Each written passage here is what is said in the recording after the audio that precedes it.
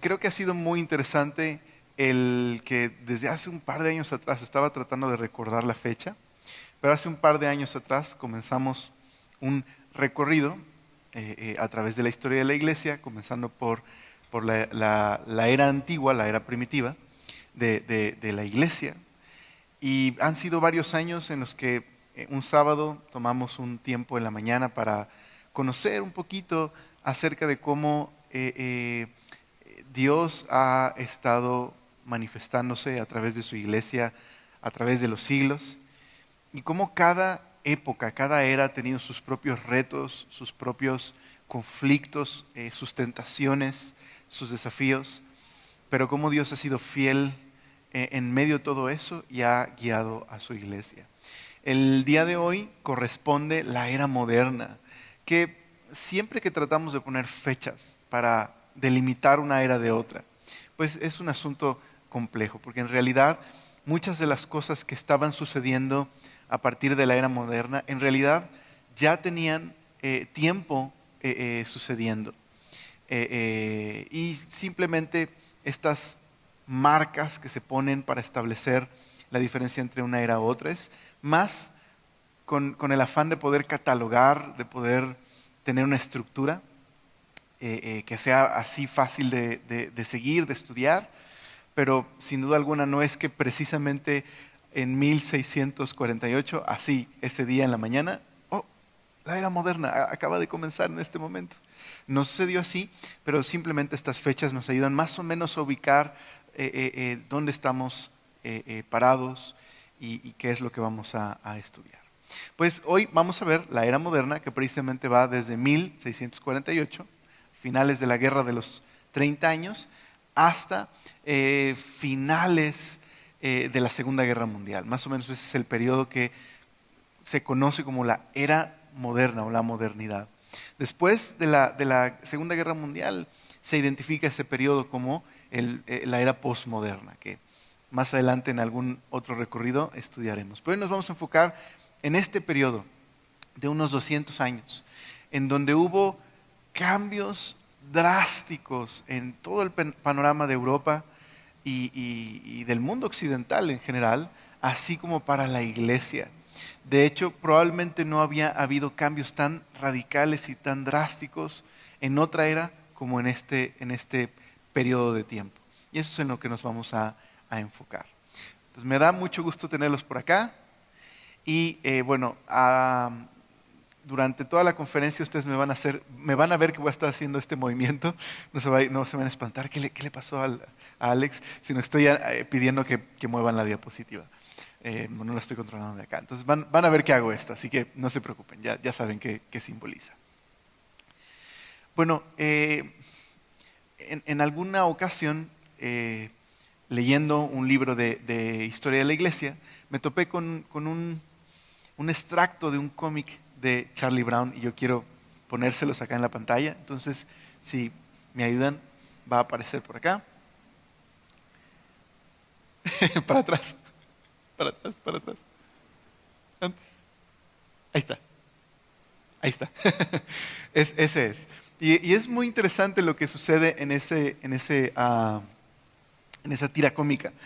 Básicamente, Sally aparece en la historia, está haciendo un tratado de historia de la iglesia, ¿no? Está haciendo una tarea, y su hermano voltea a ver qué es lo que está haciendo, porque el título de su tarea es la historia de la iglesia, ¿no?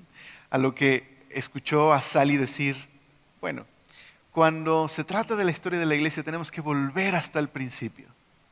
Nuestro pastor nació en 1930, ¿no? Y para ella ahí comenzaba la historia de la iglesia.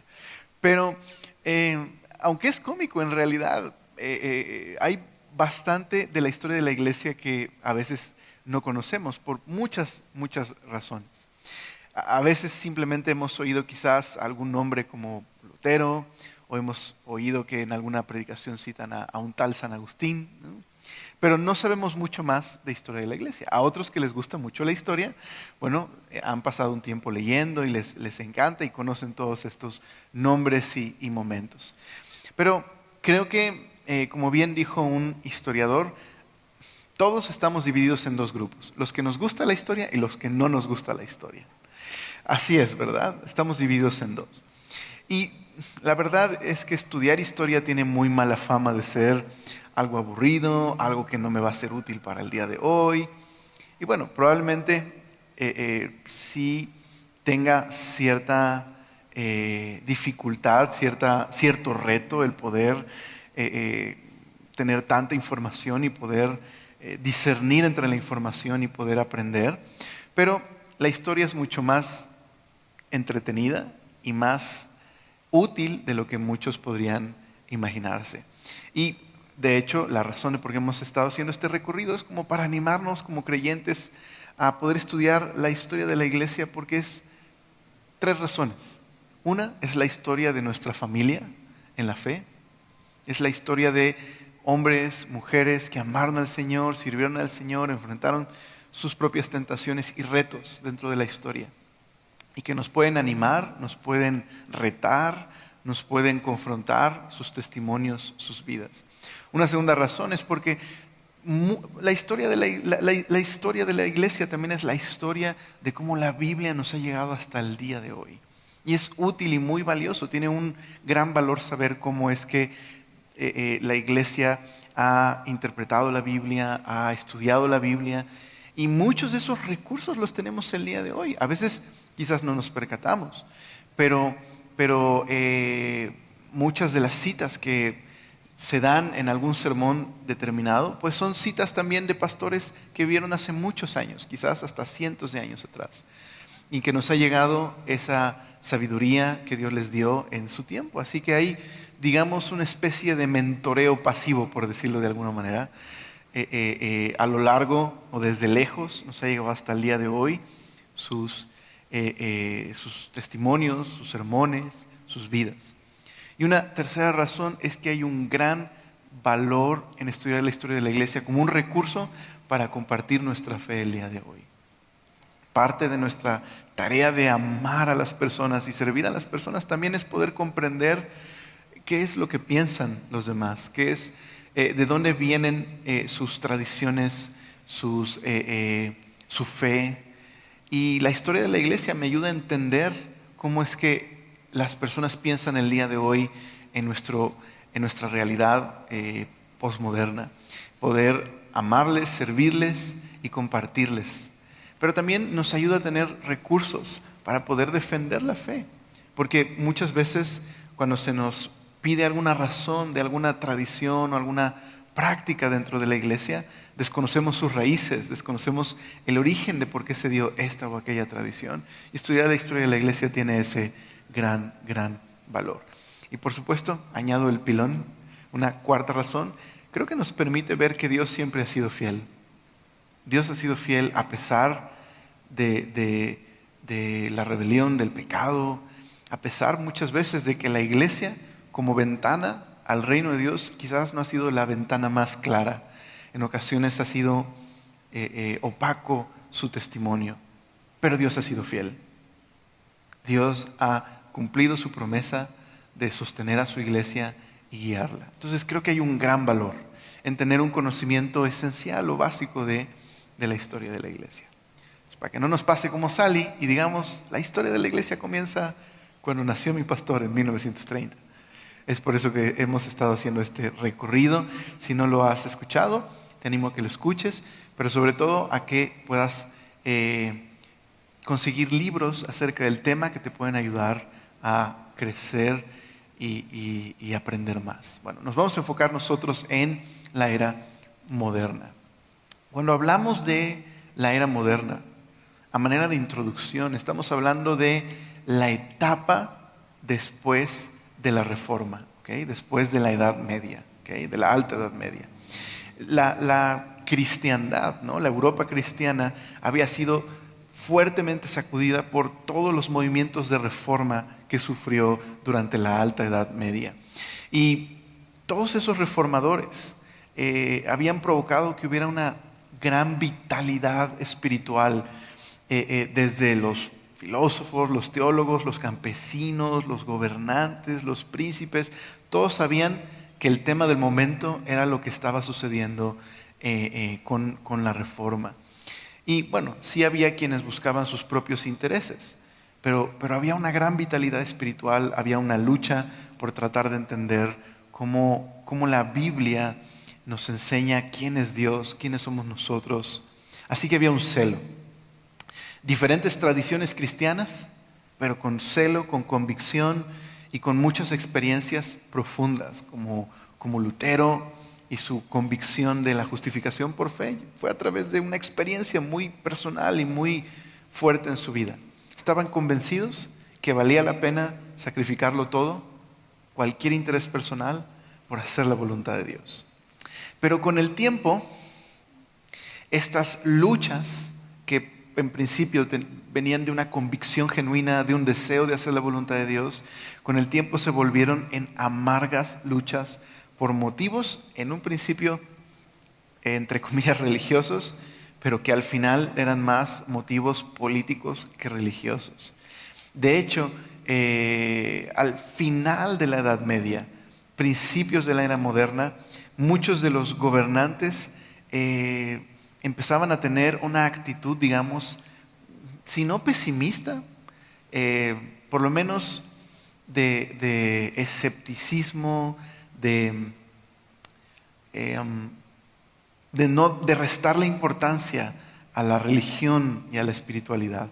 Uno de estos ejemplos es el famoso rey de Francia, Enrique IV, que se cambió de una tradición católica a una tradición protestante, porque en realidad no se preocupaba mucho por las diferencias teológicas de ambas tradiciones. Lo que a él le interesaba era gobernar bien, y para él la flexibilidad y la tolerancia religiosa tenía que ser un pilar de su reinado. Ahora, esto es lo importante, esto quiero subrayarlo. En la convicción de que la tolerancia religiosa es importante, pues hasta el día de hoy es algo que valoramos, ¿verdad? Creo que es importante la tolerancia religiosa. El asunto es que Enrique IV llegó a esta convicción de la tolerancia religiosa no por un mejor entendimiento de la Biblia y del Evangelio, no porque entendiera la importancia de que Dios ama a las personas, no por eso, sino simplemente porque para él su reino tenía que ser un reino firme y estable, y simplemente la tolerancia religiosa sería una herramienta útil para traer estabilidad a su reino. Entonces eso es lo importante de esta época. Muchos van a seguir el ejemplo de Enrique IV y algunos van a utilizar la religión como una excusa para lograr sus propósitos, pero muchos otros van a seguir el ejemplo de este rey y buscar la tolerancia religiosa. Entonces, ¿qué provocó todo esto? Pues un sentimiento de que todos estos conflictos armados de finales de la Edad Media eran provocados por la intolerancia religiosa, eran provocados por la falta de usar el sentido común y la razón. Y entonces la sociedad empezaría a cambiar su manera de ver la fe, la tradición, la iglesia. Empezarían a buscar otras opciones fuera de la tradición a la que habían pertenecido sus padres. Así que hubo guerras fuertes en este tiempo, conflictos que terminaron con cambiar el panorama de Europa a finales de la guerra de los 30 años. Por eso podríamos titular a esta primera conferencia como la era de la revolución. Este fue el tiempo donde hubo revolución en el ámbito científico, en el ámbito político, en el ámbito religioso. Nosotros nos vamos a enfocar primero en esta revolución en la nación. Esto es lo que vamos a ver. La guerra de los 30 años, vamos a ver el movimiento puritano como un ejemplo de cómo estos conflictos afectaron la política en Europa, pero también vamos a ver cómo la iglesia, sobre todo en los círculos académicos, se centraron mucho más en tratar de refinar su teología, dando a luz a las tradiciones con un fuerte énfasis teológico, y digamos que se desligaron de la vida de la gente, de la vida de la iglesia. Bueno, vamos a comenzar por la guerra de los 30 años. ¿Qué es esta guerra? ¿Cómo comenzó esta guerra? ¿Por qué se llama la Guerra de los 30 años? ¿Y por qué es tan importante como puente entre la Edad Media y la era moderna? ¿Qué lo hace tan importante? Bueno, como hace un momento les decía, los conflictos por materia de religión no terminaron en el siglo XVI. Como yo les decía, en un principio esos conflictos eran por convicciones profundas de cómo amar a Dios y hacer la voluntad de Dios. Pero en el siglo XVII estos conflictos se recrudecieron y se volvieron más bien una lucha política bajo la excusa de la religión. Así que hubo movimientos armados, mucha violencia, mucha tensión y la Guerra de los 30 años es precisamente este ejemplo. Entonces déjame contarte un poquito del panorama. Carlos V, no el del chocolate, pero Carlos V, el emperador del famoso Sacro Imperio Germánico, renunció, abdicó y sus sucesores, Fernando I, Maximiliano II, siguieron una política relativamente de tolerancia. Habían firmado una paz, la tradición católica y la tradición protestante llamada la Paz de Augsburgo. La habían firmado por ahí de 1555. Pero era una paz muy, muy, muy frágil y poco a poco empezó a escalar el conflicto una vez más. Por ejemplo, en Alemania, en una ciudad llamada Donauwörth, era una ciudad imperial, es decir, de parte del Sacro Imperio Germánico. Quedó dividida en dos bandos, entre el bando luterano y el bando católico. De hecho, Maximiliano de Baviera fue un hombre que estaba convencido que tenía que extirpar al luteranismo como si fuera una enfermedad. Y esta situación estaba preparando el escenario para la tormenta. Pero digamos que la gota que derramó el vaso fue un acontecimiento que tiene un título muy chistoso. Se llama la defenestración de Praga. ¿No? ¿Qué es una defenestración? Okay. En Praga, en ese tiempo conocida como Bohemia, el protestantismo había echado raíces muy fuertes, especialmente a través de un hombre llamado Jan Hus. A través de su vida, de sus sermones, el protestantismo había echado raíces muy fuertes ahí en Bohemia. Pero en este tiempo, la intervención del emperador de tradición católica empezó a ejercer presión sobre el rey de Bohemia. Y esto pues empezó a cobrar una dimensión de conflicto ahí en Bohemia. Cuando se hizo una audiencia para que los protestantes pudieran expresar sus preocupaciones, el Consejo Real se negó a escucharles. Así que los protestantes tomaron a 2 miembros del Consejo y los defenestraron por la ventana, es decir, los aventaron por la ventana. No te preocupes, no se murieron, cayeron en un montón de basura y no murieron. Pero ese acontecimiento, esa defenestración, fue la gota que derramó el vaso y eso hizo que comenzara un conflicto armado en el que primero esta guerra involucró a Alemania, que fue invadida cantidad de veces en este tiempo. Alemania quedó devastada durante la Guerra de los 30 años. Pero luego se unió Dinamarca, Suecia, Francia y buena parte de Europa estaban en la primera guerra europea que por motivos religiosos, aunque entre comillas, porque en realidad había más intereses políticos que religiosos, fue una guerra muy, muy, muy sangrienta. Y sobre todo Alemania, como les decía, fue invadida innumerables veces y eso provocó que hubiera cada vez más personas que vieran con escepticismo a la fe de sus padres. Así que con el tiempo todo era un interés político, conquistar tierras, quedarse con algún territorio. Si hubo algún héroe dentro de esta guerra tan terrible, fue el rey de Suecia, Gustavo Adolfo, que le llamaban el León del Norte. ¿Por qué digo que fue un héroe? Porque él y su ejército fueron completamente distintos a todos los demás ejércitos de estas naciones. Por ejemplo, se abstenían completamente del robo, lo que era una práctica muy común de los soldados. Cuando conquistaban una ciudad, la saqueaban. Ellos se abstenían completamente del robo. trataban con muchísimo respeto y moderación a los conquistados. No los maltrataban, al contrario, los trataban con honor y dignidad. Y aunque ellos eran protestantes, no buscaron imponer su fe, como era común en estas conquistas, donde el conquistado imponía su fe sobre el pueblo que había sido conquistado. El motivo de Gustavo Adolfo era simplemente restaurar el equilibrio para que pudiera haber tolerancia religiosa.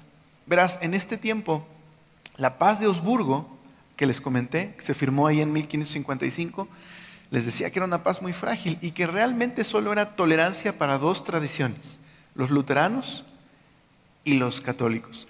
La tradición reformada, los anabaptistas, no eran considerados dentro de esa paz. Y lo único que quería este rey era restaurar este equilibrio para que pudiera haber una práctica libre de la fe.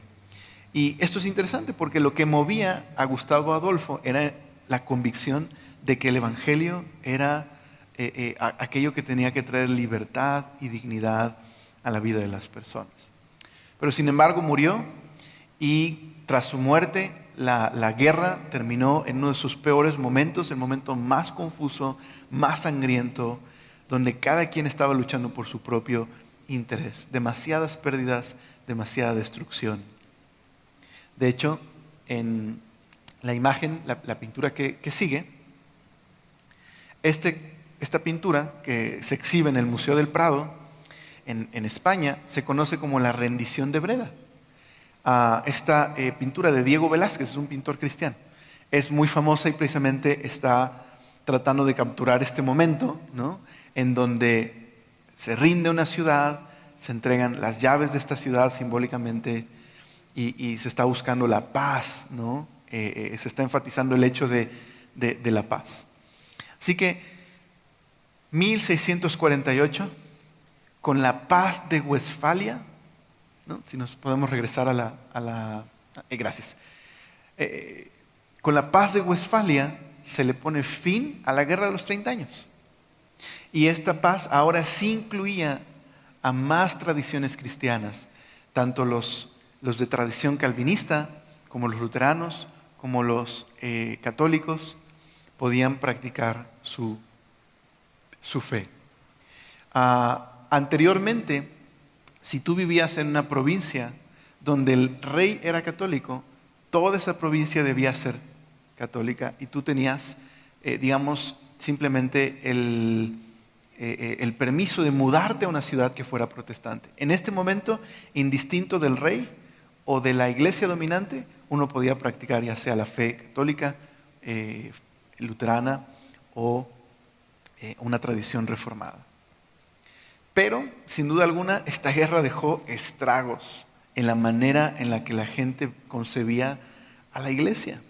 Entonces, digamos que hubo dos resultados dos efectos profundos de esta guerra.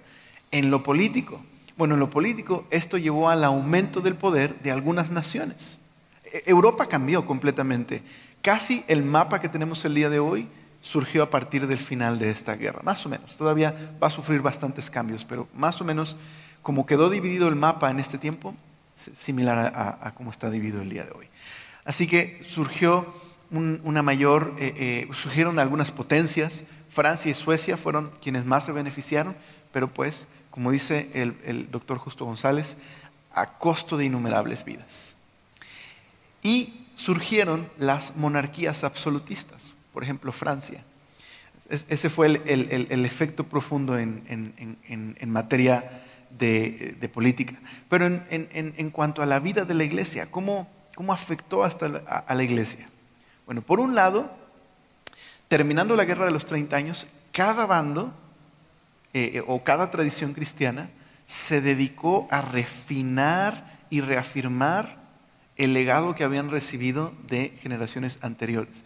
El problema es que esto condujo a una inflexibilidad y una intolerancia teológica. Los luteranos, los reformados y también dentro de la tradición católica hubo discusiones y divisiones entre ellos por asuntos de de teología. Vamos a ver en un momento más eso. Entonces contribuyó en eso, pero también contribuyó a que creciera aún más el escepticismo y el racionalismo, que no veía en la religión ya algo bueno para la sociedad, sino se habían quedado con esta imagen de este conflicto y por lo tanto creían que la iglesia estorbaba a la paz y a la tolerancia en Europa. Así que la mayoría de los de aquellos que promovían la tolerancia religiosa en este tiempo tristemente no lo hacían, una vez más, por una convicción cristiana acerca del evangelio y el amor a los demás, sino simplemente porque veían que la religión para ellos no conducía a nada bueno, pero era preferible la tolerancia a los conflictos de años anteriores. Y un ejemplo de esto, de estos conflictos en la nación, fue el movimiento puritano. Entonces vamos a ver esto, el movimiento del puritanismo inglés. ¿Cómo vamos? ¿Bien? ¿Ya un poquito deprimidos? Espero que no, pero sí deprime un poco la era moderna. Déjame decirte que cuando lleguemos al siglo XX, el escenario es muy, muy deprimente. Pero tras ese escenario tan deprimente y estos cambios tan drásticos que sufrió la sociedad, es donde tú y yo tenemos la oportunidad de reafirmar una vez más cómo el mensaje del Evangelio puede traer esperanza, puede traer paz a un mundo desangrado como el que quedó después del siglo XX.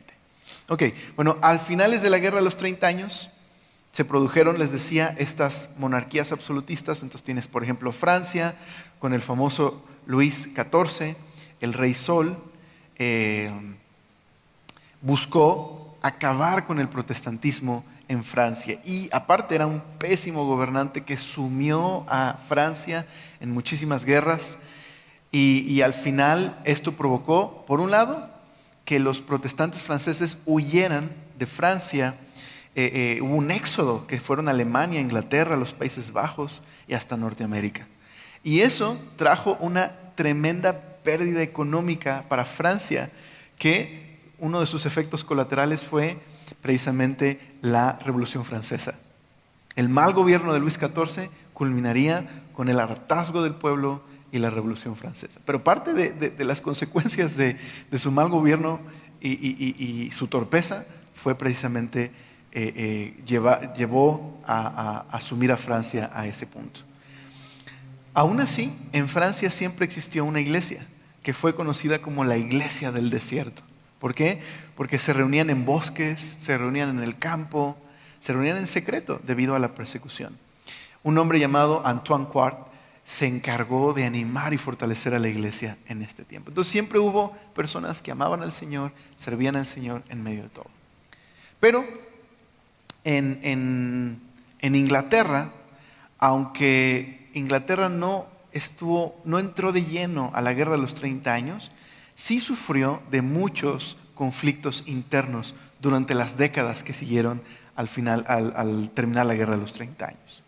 Cuando Isabel o Elizabeth murió, la reina Isabel, la Virgen, en honor a ella, de hecho, la colonia americana de Virginia se fundó precisamente en honor a ella. Cuando murió, ella había traído estabilidad a Inglaterra. Durante ese tiempo, la iglesia, la tradición de la iglesia que surgió fue la iglesia anglicana, que tenía una tradición, digamos, una doctrina reformada, pero una liturgia católica. Es una iglesia que algunos llamaron una iglesia a medias, por decirlo así. Es decir, entre estas dos partes que se intentó unificar para traer algo de estabilidad. Cuando muere Isabel, su sucesor, el rey Jaime I, ya era rey de Escocia en ese tiempo, él era el rey Jaime VI de Escocia, pero se convierte en Jaime I, restauró, o más bien, comenzó a haber el temor de que la tradición católica volvería a ser dominante en Inglaterra tras el gobierno de Jaime I y su hijo también, Carlos I. Y eso llevó a que hubiera mucho descontento en Inglaterra. De por sí, las personas, los de tradición reformada no estaban felices con esta iglesia anglicana. Y luego al ver a Jaime I ser el rey, esto trajo inestabilidad a Inglaterra. Produjo un movimiento llamado el movimiento puritano. Los puritanos eran los cristianos que querían que Inglaterra, digamos, la reforma llegara a ser una reforma completa, no a medias. Querían que Inglaterra comenzara a ser una iglesia y un país que regresara a las raíces puras de la Biblia. Por eso se les llamó los puritanos.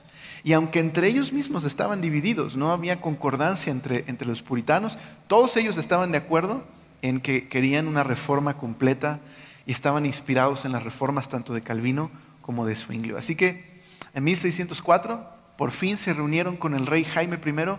Ahí creo que no se alcanza a distinguir, pero este lugar es el Hampton Court. Y ahí es donde ellos se reunieron. No consiguieron mucho, fue una especie de fracaso la reunión. El Parlamento inglés apoyaba a los puritanos, pero la iglesia anglicana, sobre todo los obispos, apoyaban a el rey. Lo único que consiguieron, lo único que consiguieron fue la autorización de una nueva versión de la Biblia del rey Jaime. Entonces, ¿cuál es esa? A lo mejor la has escuchado más bien como la King James. La King James surge precisamente a través de este periodo y esta reunión. Pero los problemas continuaron en Inglaterra. Así que Inglaterra se sume en una serie de conflictos, en una guerra civil. Durante esta guerra, toda la nobleza y el parlamento inglés apoyaba a los campesinos, los comerciantes y al movimiento puritano. Pero la iglesia, especialmente los obispos, que tenían un gobierno que se conoce como episcopal, un obispo que gobierna la iglesia, estaban aliados a la corona. Y por esta razón había un fuerte conflicto político. Así que el parlamento en ese tiempo convocó a una famosa asamblea llamada la Asamblea de Westminster, donde refinaron mucho de la doctrina reformada. De hecho, si tú lees el Catecismo de Westminster, vas a encontrar ahí uno de los puntos importantes de la tradición reformada. Hubo caos en Inglaterra, hubo un conflicto, hasta que un hombre, la pintura que se le atribuye a Samuel Cooper, la pintura de Oliver Cromwell. ¿Quién es Oliver Cromwell? Un puritano que, aunque nunca gobernó como rey, ni permitió que se le diera ese título, él trajo estabilidad dentro de la guerra civil y fue conocido como un protector. Formó un protectorado. Ahora, este hombre era un hombre piadoso, un hombre que estudiaba las Escrituras y que decía que toda decisión en el ámbito político, religioso, personal, un hombre tiene que indagar profundamente cuál es la voluntad de Dios en las Escrituras. De hecho, su ejército cantaba salmos en medio de la batalla. Entonces, este hombre trajo estabilidad, trajo un tiempo en el que parecía que iban a salir de la guerra. Pero había un problema.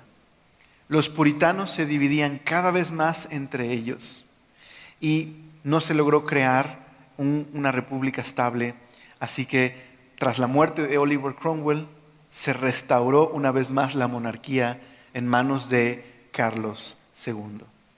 Y el anglicanismo se prohibió, lo que era el temor de los puritanos. Se prohibió el anglicanismo. Así que en medio de todos estos conflictos y de mucha violencia, en medio de batallas y de guerras internas, los ingleses al final terminaron por pedirle a un príncipe, el príncipe de Orange, que viniera y trajera estabilidad al país. Desembarcó en Inglaterra en 1688. Se acabó la guerra civil, pero se restauró una vez más el anglicanismo. Y digamos que la guerra civil terminó con una Inglaterra que estaba en el mismo lugar como antes de la guerra civil. Entonces, este es un ejemplo de cómo hubo tensiones y conflictos después de la guerra de los 30 años. Ahora, una persona que yo te animaría a que estudiaras durante, a lo mejor en la semana o más adelante, es la vida de John Bunyan.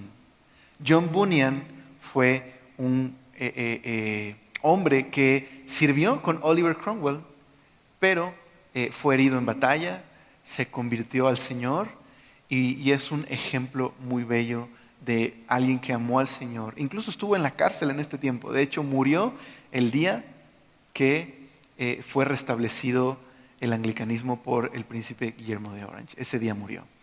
Y él escribió un libro, a lo mejor lo has leído, a lo mejor no, pero sería bueno que lo leyeras ahora conociendo un poquito el contexto histórico. Es El progreso del peregrino.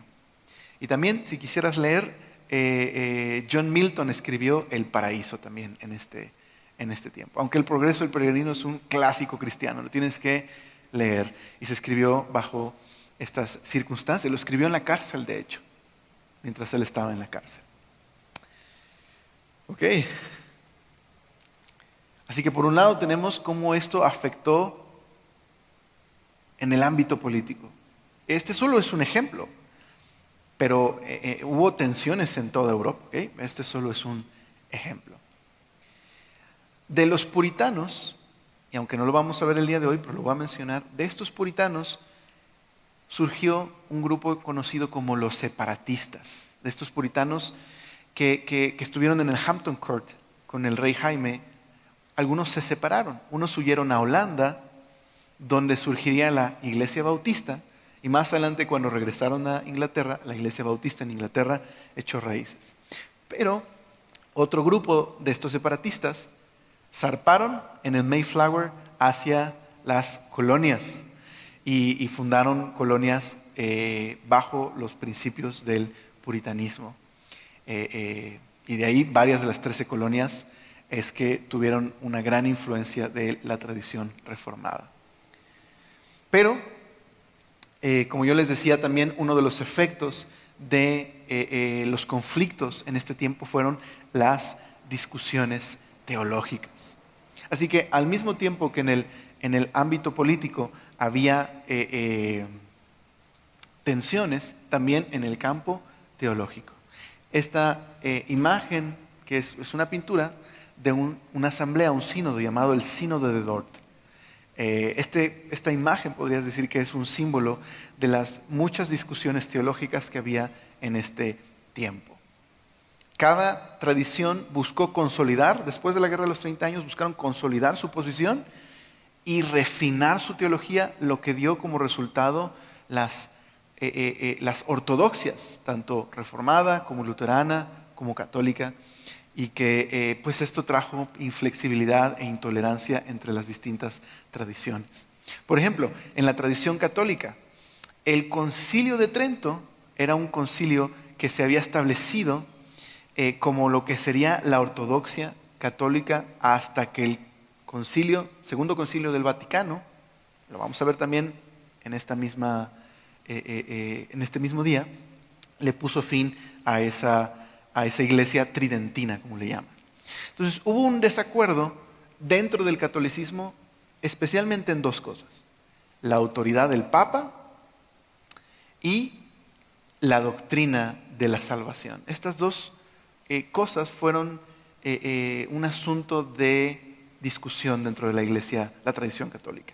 Por un lado, se discutía cuál debía ser la autoridad del Papa en las iglesias. Así que algunas naciones, por ejemplo Francia, empezó a decir que el Papa no debía tener autoridad sobre toda la iglesia, sino sobre Roma, por ejemplo. Este tipo de corriente se le llamó el galicanismo. Se le llama así porque surge precisamente en la Galia, en Francia, donde ellos querían tener una iglesia nacional, una iglesia francesa, no controlada por la autoridad de Roma. Eso trajo tensiones en Europa. Pero también en el ámbito de la doctrina de la salvación surgió el jansenismo. ¿Qué es el jansenismo? Bueno, el jansenismo fue una doctrina que surgió a partir de la controversia entre la relación de la gracia de Dios y la predestinación. Todo surgió cuando en la Universidad de Salamanca y en la Universidad de Lovaina los teólogos estaban estudiando los escritos de San Agustín.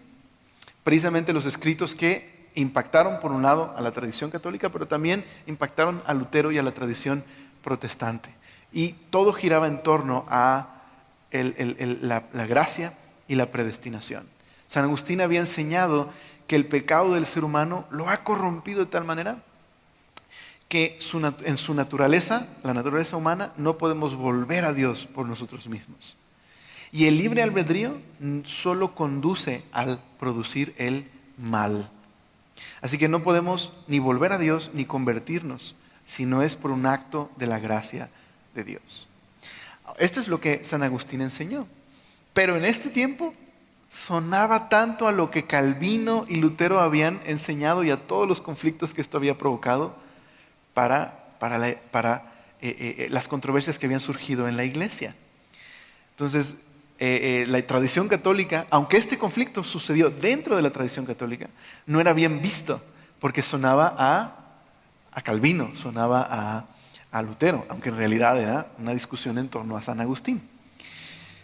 Más adelante, Cornelio Jansenio, inspirado por lo que sucedió en Salamanca y en Lovaina, produjo una obra teológica en base a San Agustín que era una especie de programa para reformar a la tradición católica. Pero una vez más lo asociaron con Lutero y lo persiguieron. Sin embargo, uno de los representantes más importantes del jansenismo, a lo mejor ni siquiera lo asociarías tú con el jansenismo, fue el físico y matemático Blas Pascal. Él fue un jansenista y él tuvo una profunda conversión al Señor y fue un hombre de mucha utilidad para la iglesia, que escribió uno de sus libros, que son sus meditaciones, se llama Pensamientos. Te lo recomiendo muchísimo que lo leas. De hecho, hay una versión de editorial Patmos que se llama Una mente encendida. Fe para el escéptico e indiferente. Así se llama el libro. Una mente encendida. Fe para el escéptico e indiferente. Vale la pena echarte un brinco a los escritos de Blas Pascal, de mucha utilidad. Por otro lado, también dentro de la iglesia luterana hubo conflictos. No todos estaban de acuerdo con los puntos de Lutero. El mismo amigo de Lutero, Felipe Melanchthon, creía que Lutero en algunas cosas había ido demasiado lejos. Lutero y Felipe Melanchthon tuvieron una educación muy diferente. Y Melanchthon era un humanista. No lo asociemos con humanismo secular, estamos hablando del humanismo del Renacimiento, el humanismo cristiano. Melanchthon tuvo una educación humanista y él era el intérprete de Lutero en realidad. Él ayudó a que los escritos de Lutero pudieran popularizarse, pero no estaba de acuerdo con todo. Por ejemplo, Lutero había despreciado el uso de la filosofía, a lo cual Felipe Melanchthon estaba un poco más abierto. Y también en cuanto al asunto del libre albedrío, Lutero decía que el libre albedrío, en su libro, El albedrío esclavo, la voluntad humana estaba completamente esclava del pecado. Felipe Melanchthon le concedió un poco más de libertad a la voluntad humana y él creía que había una colaboración entre el espíritu, la palabra de Dios y la voluntad. Y eso dividió el movimiento entre luteranos extremistas y los que llamaríamos filipistas, los que estaban más de acuerdo con Felipe Melanchthon. Pero en 1577 el luteranismo llegó a un punto medio en la famosa fórmula de la concordia. Entonces simplemente estamos viendo cómo este periodo fue un periodo en el que se caracterizó precisamente por este refinamiento teológico. Y por último, la ortodoxia reformada.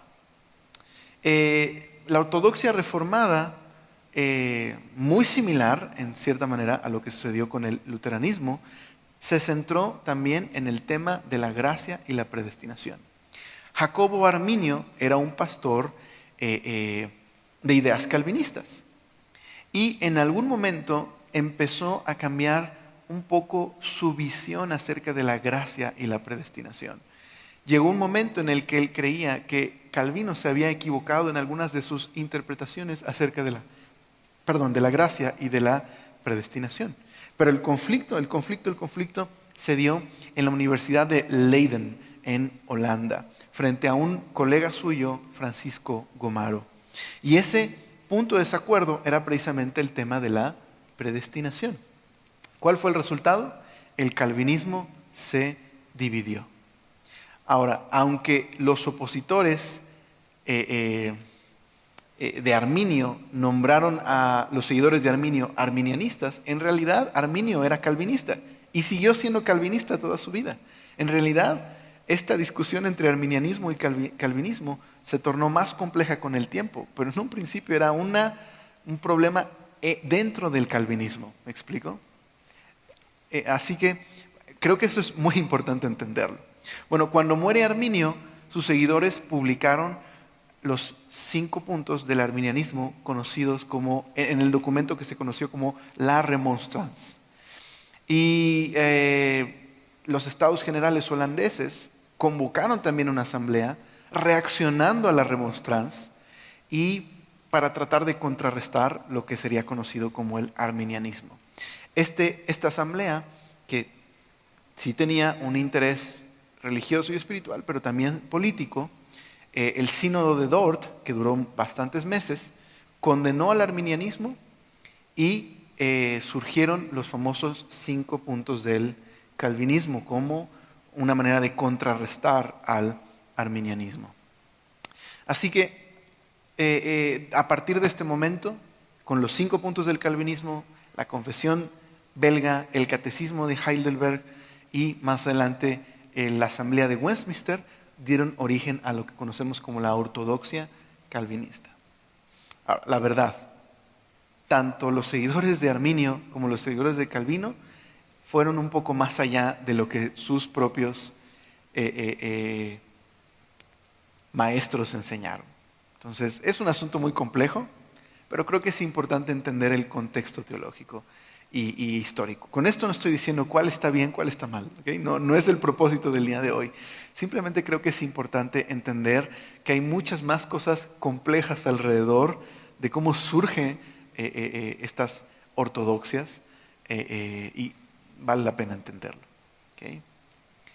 Creo que uno de los grandes problemas que cometemos es cuando juzgamos sin conocer lo que sucedió, pero también cuando extraemos algo de un momento histórico y queremos aplicarlo a nuestro tiempo sin entender por qué surgió y qué sucedió. Creo que esas dos cosas no son saludables.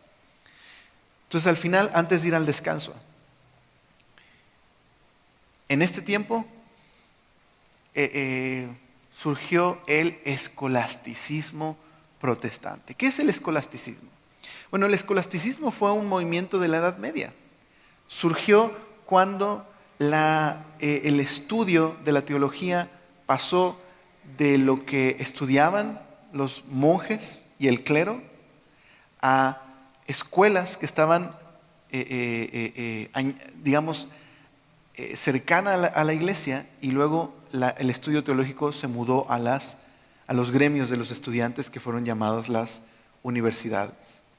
Esa transición de iglesia a las escuelas catedralicias, o sea, las que están anexas a la iglesia, a la universidad, hizo que el estudio de la teología de alguna manera se desvinculara de la vida de la iglesia. ¿Okay? Se convirtió en una ciencia a estudiar en la universidad. No necesariamente es que eso sea malo, simplemente se desligó de la vida de la iglesia.